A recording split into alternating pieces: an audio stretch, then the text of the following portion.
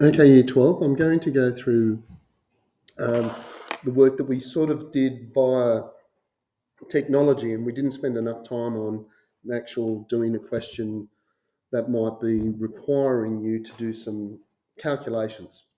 So we're going to revisit this. This is the last bit, and this revolves around the central limit theorem. And we're going to be talking about this, and it's not on your formula sheet. It's called P hat. So what the central limit theorem states is that, and we did that with our number of trials. Remember, we did 1,000 tosses. I think it was tossing coins, and we found that the more trials we did, the less difference there was between the sample the sample solutions and the exact values that we get from the normal distribution. So the bigger the sample, the more it became like a normal distribution. So what we need to understand here now is that we're going to get the mean of a sample, and the mean for a sample, or the expected value p hat, is just p, whatever that is. And the difference is, though, that uh, we write it as it's going to be the probability of something.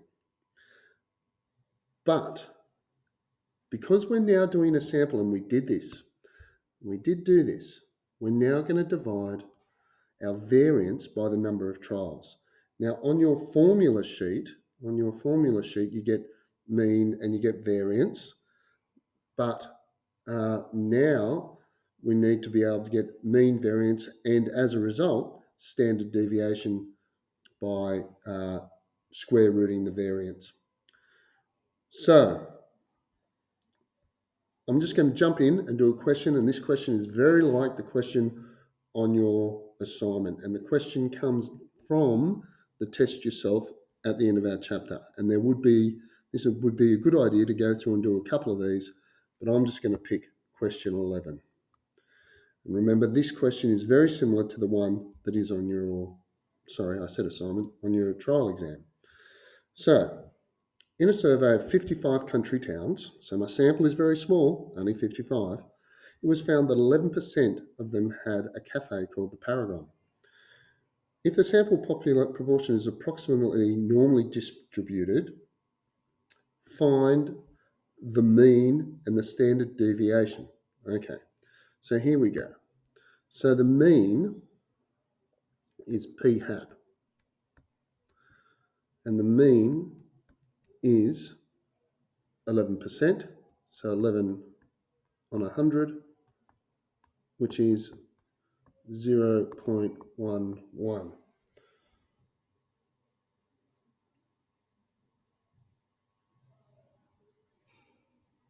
Now, the standard deviation, well, I'm going to find the variance and square root it. So I'm going to get the standard deviation, and then I'm going to square root it. So if p equals, or p hat equals 0.11, then 1 minus p is going to be 100 minus, 1 minus 0.11, which is 0.89. So my standard deviation, right? My standard deviation is p times 1 minus p over n. Well, that's my variance. And remember, we used some other books where they went pq over n. If you want to refer to this as q. So I'm going to get 0.11 times 0.89 over, how many were there? 55. Pull my calculator out, and I get 0.1 times 0.11 times 0.89 divided by 55. And it's in scientific notation, which I didn't want. So I'm just going to change that.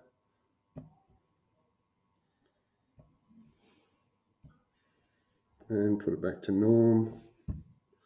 We go number 1. Why hasn't it got no? Well, it's not going to give me anything, so I'm just going to have to work that out. So that's, what was it? 1.78 times 10 to the power of -3, so 0.00178.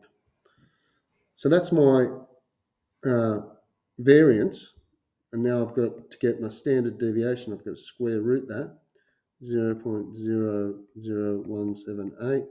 So I go back to my calculator and I'll square root my answer.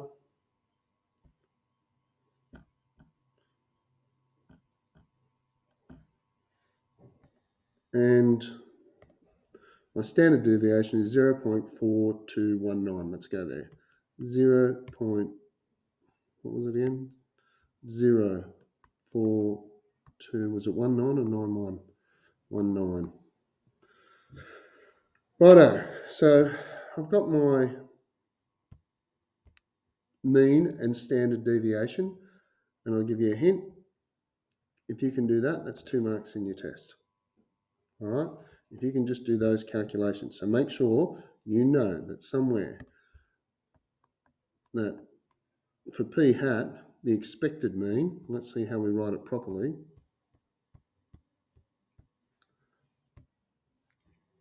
So expected mean is just the probability, and the variance is that. You've got to know those 2 formulas, and that'll get you 2 marks. Righto. Let's go on with the next part.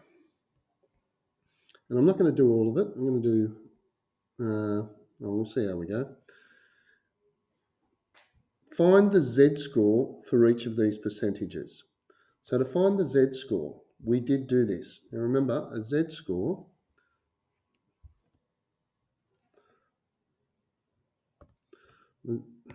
the z-score is my score minus the mean over the standard deviation. So the first one, 10%. Well, that's 0.1 minus 0.11 over 0.04219, and that's negative. So if I get up here, and I'll do parentheses 0.1 minus 0.11 divided by, and I'm going to have to round here, 0.04219. And I get negative 0.237. And in the answers, they got negative 0.24. Okay, so that was 11A, and this is 11B, number 1. And I can keep doing that. So 15%, so I'll just go to my calculator. I'm not going to write these in, I'm just going to change the number. So if I go to my calculator and I use my back arrow, and this time it's 0.15, I get 0.94, so 15%, I will write it in, equals 0.15 minus 0.11 over 0.04219. And what was it? 0.948. Now, I'm going to stop doing those because you can do those quite easily. This in particular, this one, are ones that I would recommend highly doing. So find the probability, the proportion of towns having a Paragon Cafe was less than 5%. So what am I going to do here? I have to find here P of X less than 5%. So now I have to go, all right, so this is C, number 1. For P of less than 5%, that equals P of my z-score. Well,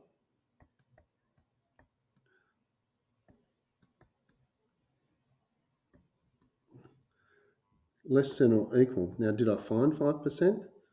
Well, no. So let's find a z-score of that. So all I have to do is go back and change that to, that's all right, get out of there, get back here and go 0.05.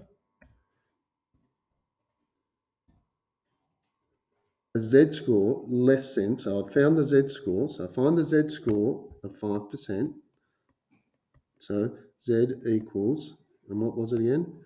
Negative, oh, well, let's do it. We'll write it. 0.05 minus 0.11 over 0.04219, and that equals negative 1.422, negative 1.422. So I have to find the probability of a z-score of negative 1.422 less than that. Well, how am I going to do that? Well, that's where we now use the tables. So I'm going to go back to here and I need a z-score. Remember, it was negative 1.422. So negative 1.42, I've got to go to the negative 1 and negative 1.42 is in there. 0.0778. So let's go back. 0.077778.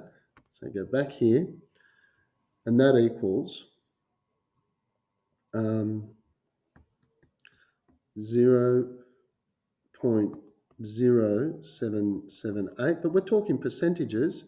So as a percentage, I'm going to times it by 100, so 7.78%.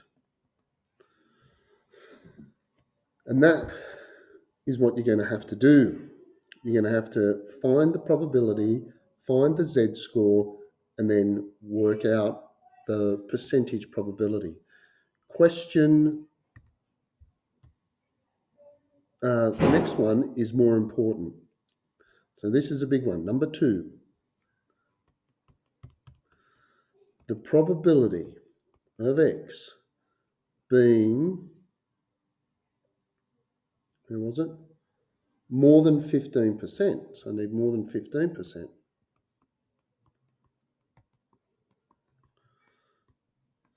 So the probability, and I'm going to need a z-score greater than, well, let's work out the z-score here. And my z-score is going to be 0.15 minus 0.11 over 0.04219. So, bracket, no, I can just go back. Now I just change that to a 1, and I get a z-score of 0.948. 0.948. Double check that. So I need a z-score greater than 0.948. But remember, those tables don't work that way. They do the number less. So I can find out how much is less, but luckily I know that there's going to be like what the whole amount equals 1 under a probability density function. So I'm going to go 1 minus the probability of z less than 0.948, and that'll give me the part above. I'd really pay attention to this question. This is very important. So 1 minus, so now I have to go and find a z-score of 0.948. So I'm going to go back to my probability density and my z-score tables. I'm getting things mixed up. And what was it? 0.9. Well, they're going 0.95. I was going to go 0.9. Well, we can only go to 0.95, so we're going to have to round. Here's 0.9. Here's 5. Let's zoom in a bit there. And 8289. 8289. So now I go 1 minus 0.8289, and I use my calculator. 1 minus 0.8289, and I get 0.1711, but that's I need it as a percentage, so 17.11%. So the probability, so let's read this question again so we know what we're doing. The probability, or the percentage probability, that the proportion, there's a big word, proportion of towns having a Paragon Cafe was more than 15%. Well, the chance of that, because my data is normally distributed, is 17.11%. So if you can do that, and you can do this, the mean and the standard deviation, you'll be able to get 4 marks in the trial. So check those ones out, and if you have any questions, come and see me.